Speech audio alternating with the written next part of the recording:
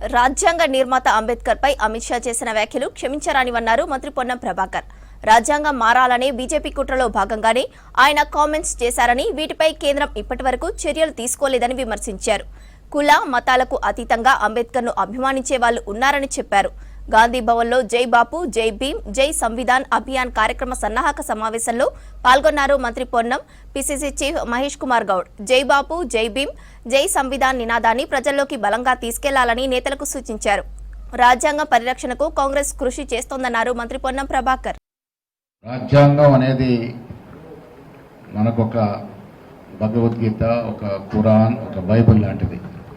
అలాంటి రాజ్యాంగ నిర్మాత అయినటువంటి బాబాసాహెబ్ అంబేద్కర్ గారి గురించి ఈ దేశంలో హోంశాఖ మార్చుతున్నటువంటి అమిత్ షా గారు అంబేద్కర్ గారి గురించి సాక్షాత్తు పార్లమెంట్లో చేసినటువంటి వ్యాఖ్యలు ఈ దేశంలో రాజ్యాంగాన్ని నమ్ముకునే ప్రతి పౌరుని యొక్క గుండెకు గాయమైంది. మాటి మాటికి అంబేద్కర్ని మీరు తలుచుకుంటా ఉన్నారు, దాని బదులు భగవంతుని తలుచుకుంటే మీకు మోక్షం వస్తుందనే మాట అయితే అన్నారో అది చాలామంది గుండెని గాయపడుతుంది. ఎవరి భగవంతుని వారు పూజ చేసుకుంటారు, ఎవరి మతాన్ని వారు ఆచరిస్తారు. ఈ దేశంలో మతాలకి కులాలకి భిన్నంగా అంబేద్కర్ని కూడా ఆదరించేవారు ఉన్నారు, ఒక దేవుళ్ళలాగా.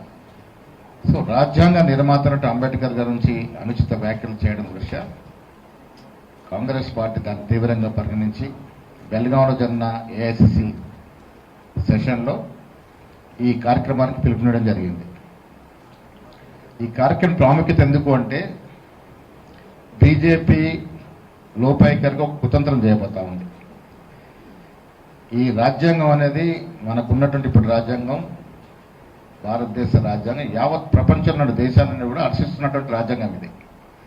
సో ఈ రాజ్యాంగాన్ని సమూలంగా మార్చి బాబు, జై భీమ్, జై సంవిధానానికి సంబంధించినటువంటి కొన్ని నిర్ణయాలని ప్రభుత్వం తీసుకుంటా ఉంది. ఎలా బలహీన వర్గాలకు 42% రిజర్వేషన్ కావచ్చు, ఎస్సీ కేటగిరీషన్ కావచ్చు, ఇతరత్ర కార్యక్రమాలు అన్ని జరుగుతూ ఉన్న సందర్భంలో రాహుల్ గాంధీ గారు ఇచ్చినటువంటి ప్రజాస్వామ్యాన్ని రక్షించడానికి ముఖ్యంగా అమిత్ షా గారు ఏదైతే బాబాసాహెబ్ అంబేద్కర్ గారి పట్ల మాట్లాడినటువంటి మాటలున్నాయో దాన్ని తీవ్రంగా ఖండిస్తూ దేశవ్యాప్తంగా జరుగుతూ ఉన్నాయి.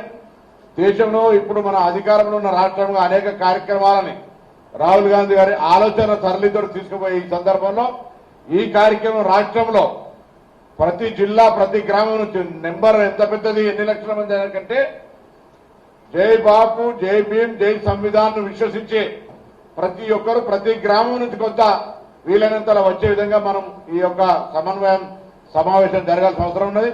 మహేష్ కుమార్ గౌడ్ గారి నాయకత్వంలో తప్పకుండా అందరూ కూడా అనుభవజ్ఞులు ఈరోజు ఈ యొక్క కార్యక్రమాన్ని నిర్వహించేటువంటి సందర్భం లోపల నేను కూడా ఈరోజు ఈ సమావేశంలో మరి పొద్దున్నే కేబినెట్ లోపల జరిగి సభ లోపల బడ్జెట్ కూడా పెట్టుకోవడం జరిగింది.